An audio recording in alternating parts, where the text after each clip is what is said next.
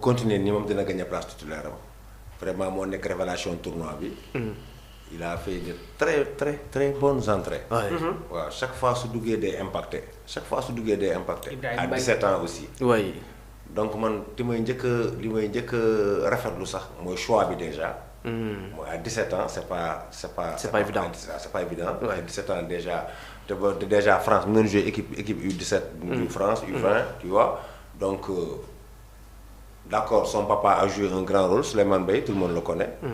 Xam nga a joué un grand rôle parce qu'il est fréquemment à Dakar. Am na ay temps sax moo doon coaché Yekini déjà. Xam nga champion de boxe la, tu vois. Le lutteur Yekini. Papa Ibrahima Mbaye moo ko doon coaché. Ouais. Souleymane Baye champion en boxe la quoi. Oui. Tu vois, kooku il a joué un rôle important ci choix bi. De même que Yohan Diouf ñoom ñëpp seen papa yi. Ils ont joué des rôles quoi. Mon papa am ancien mbër la Alioune Diouf. Xaw ma ndax xam ngeen ko. Alioune Diouf. Tu vois. Donc ce qui fait que Ibrahima Mbaye a été la révélation de ce tournoi. loolu moom c'est clair côté Sénégal. Que Marocains yi sax ñun ba ñuy tànn si ñuy toog naan ñu non Ibrahima Mbaye il a le sang marocain mais son papa est sénégalais. Tu vois. Oui, mais parce qu'au début il pouvait choisir aussi. parce que yaayam marocaine la. Oui. Tu vois donc ce qui fait que moom tamit c'est quelqu'un boo xam ne aussi il est à accompagner et tout parce que ay accompagnement rek la ñun instant bi yàlla dafa dogal ñu yor équipe dream team lañ yor. waaw xam nga dream team lañ yor. koo fi teg rek. bu àndee ak sagoom rek dina gérer équipe bi. muy fédération bi muy entraîneur bi. muy même ba ci ministre bi. xam nga équipe bi instant bii nii nañ leen accompagnement bu rafet te loolu tamit dinaa si comme ni mu tudd ministre bi nii sax sama xel dem na si. ma souligner ko parce que yàgg naa dem ci ay campagne mais vraiment campagne bi ça a réussi quoi. ci organisation bi ci organisation quoi. parce que man dama doon dem fépp. fi supporters yi dëkk dem naa ba fi supporters yi dëkk. ci hôtel bu baax la leen gars yi dëkkal. xam nga muy 12e gaynde muy Allez Casamance ak Allez Casa ak Lébu gi way ci hôtel bu baax la ñu dëkkoon. xam nga man dem naa si yenn coupe d'Afrique gis fi ñu dëkk. mais cette fois-ci. gis naa fi ñu dëkk ils ont bien géré ministre bi day ñëw di leen seet. gars yi di xool lan moo fa manqué. vraiment tu vois y avait pas de bordel quoi. waaw c'est important pour être clair. oui xam nga te loolu tamit ça a salué. bien sûr xam nga tamit il faut pas toujours tirer quoi. des fois boo gisee yi nga xam ne tamit posé nañ ko ay actes yoo xam ne ni ay actes yu positif la. oui il faut souligner ça xamal ko Sénégalais yi. exactement waaw ils ont bien géré ministre de jeunesse Khady Diène boobu.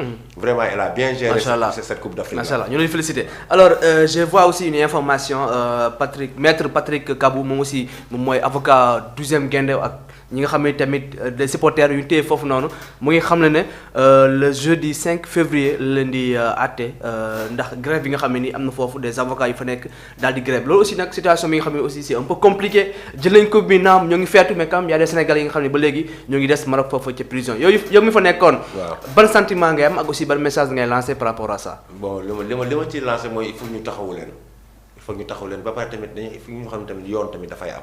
oui xam nga yoon foog mu am booy il faut ñu taxaw ñu àtte leen quoi. même bu doon Sénégal la aussi noonu lay demee. bien sûr waaw parce que boo defee ay actes yoo xam ne nii c'est des actes yoo xam ne qui sont condamnables déjà. il faut ñu àtte la parce que liñ je dis pas liñ def.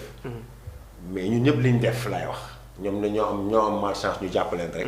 c'était pas des trucs yoo xam ne tam waroon nañ ko def quoi parce que tamit tey bu doon Sénégal tamit duñ ko nangu. duñ nangu ay mais peut-être xëy na mer beeg ak situation. waaw loolu laa lay wax nii loolu lépp loolu laa la ni moom kay injustice bi moo. andi waaw li fa dund xëy na peut-être. waaw injustice bi moo andi lépp parce que tey tamit man mënoon naa nekk boo naa bokk si ñoom parce que j'ai eu des réactions yoo xam ne nii ñeew ma ko wax sax fii xam nga lu ma la wax donc ñun ñëpp mënoon nañ bokk si ñuy jàpp mais tamit gars yi ñu leen di suivre le premier ministre a été là-bas et il a tenu un discours boo xam ne ni que je salue ainsi que le président aussi jour bu mu recevoir Lions yi aussi il a tenu discours boo xam ne il a mis la forme xam nga ñëpp xam ne li fa xew président moo ñu gën a xam li fa xew parce que c'est le plus renseigné du Sénégal tu vois mais il a mis la forme parce que Sénégal ak Maroc suñu ñun football warul yàq suñuy relation c'est beaucoup plus profond que le football xam nga beaucoup plus important que le football donc instant yi affaire yi jeex na nañ xool ni ñu mettre la forme andi jàmm parce que jàmm rek moo xëy suñu diggante ñun ak Maroc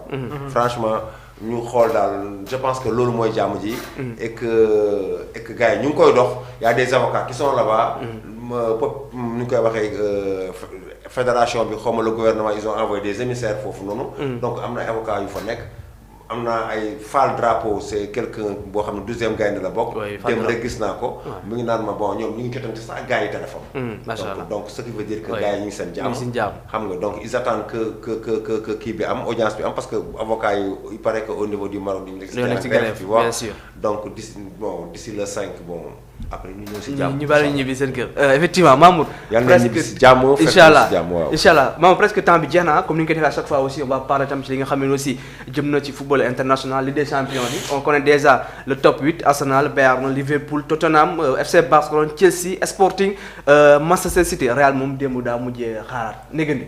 bon xam nga démb soo fàttalikoo plateau bi nee naa la man match bi may gën a bàyyee xel mooy Benfica waxoon nga ma ko ak Real de Madrid nee naa la tamit daaw ci heure bi j'avais pronostiqué que le Paris Saint-Germain serait vainqueur de la Ligue des Champions bu bëgguma dugg ko ba ren ji ba léegi le Benfica oui bi José Mourinho jëlee équipe bi ba tey dafa am loo xamante ne dafa changé et leur système de recrutement xaw na différencier tuuti parce que maintenant Rui Costa n'hésite pas à aller chercher des joueurs au niveau du championnat brésilien surtout nag dafa am benn milieu de terrain boo xamante ne Benfica dama ko yàgg suivre muy Ricard Ríos nekk un international colombien un excellent numéro 6 très bon très technique une palette technique qui dépasse la moyenne démb amaana sax joué mais dañuy gis ne que ci équipe boobu noonu il y a cette complémentarité entre des joueurs qui ont l'expérience ñoom Otamendi Pavlidis ak yeneen jeunes yoo xamante ne ñu ngi ci boobule équipe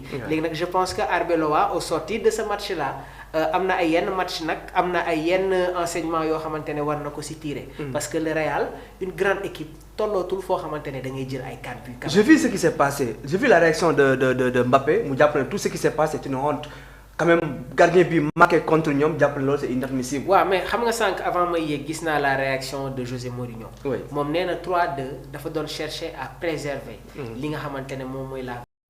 mais bi mu amee yenn information il a compris que son équipe n'avait pas le choix dañu waroon dem dugali le 4e but il a donné des instructions à un milieu de terrain ci corner bi mu taxaw xaar ne gardien bi c'est pas le gardien qui a pris la décision d'aller tey jii nii jouer le corner mais José Mourinho moo ko jox instruction ne ko demal mais nag aujourd'hui le Real de Madrid ñun ñëpp xam nañ ne que leur problème se situe au niveau de leur charnière centrale parce que nag déjà am na ñoo xamante ne tey jii amaana ils sont plus à leur niveau muy Rudiger muy Alaba et quoi qu'on puisse dire Digne Huijsen coow bi bëri woon na trop mais est-ce qu'il est réellement à son niveau est-ce qu'il est réellement au niveau du Real de Madrid parce que tamit le Real a toujours eu de très grands défenseurs. Depuis ñoom Fernando Hierro ñoom Fabio Cannavaro ñoom Ivan Helguera. Ces joueurs yi nga xamante ne ils ont marqué leur empreinte au sein de la Casablanca. léegi nag en un moment donné il faut que mu am une phase de transition et man le constat que je fais mooy depuis le départ de Toni Kroos. le Real de Madrid a des problèmes surtout au niveau de l'entrejeu. Jude Bellingham première saison avec le Real il a été exceptionnel parce qu'il avait cette complémentarité envers l'ancien milieu de terrain de la Mannschaft muy Toni Kroos parce que c'est lui qui faisait l'avant-dernière passe Bellingham moom day ñëw rek am loo xamante ne daf koy eggali léegi nag le changement de coach gis nga entraîneur bu amul autorité tu peux pas gérer le vestiaire madrilène 2 coachs en 6 mois la ñu gis foofu mais Xabi Alonso a été victime parce que Xabi Alonso li mu njëkkoon a bëgg mooy dafa bëggoon garder Luka Modric mais c'est la direction madrilène qui avait désisté ci boobule proposition bàyyi Modric mu dem fële nga xamante ne moom mooy ca Milan AC. Arbeloa nag mi ngi soog a ñëw xamaguñu exactement lan mooy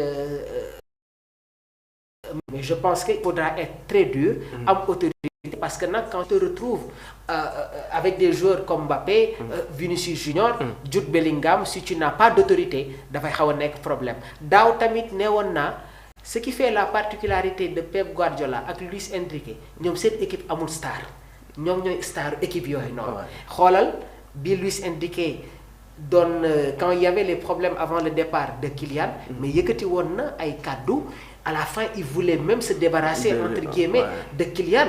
Par la suite nag dafa am lenn loo xamante ne formé na ko et je pense que c'est ce qui a permis à cette équipe parisienne de remporter li nga xamante ne moom mooy seen Ligue des Champions. xoolal tey jii nii Manchester City ak Pep Guardiola malgré stars yi nga xamante ne joueurs yi nga xamante ne d'envergure yi nga xamante ne am nañ ko ci boobule équipe Pep réussit toujours à maîtriser son groupe donc Arbeloa s'il n'arrive pas à maîtriser d'abord l'aspect communicationnel bi nga xamante dafay jóge ci ay joueurs am du maîtriser club am léegi nag logique si on suit le classement topp tey jii les performances yi nga xamante ne les matchs yi nga xamante ne am na ci tour préliminaire boobu la Ligue des Champions c'est mérité ñu xaarandi tamit les grandes équipes qui se retrouvent dans les barrages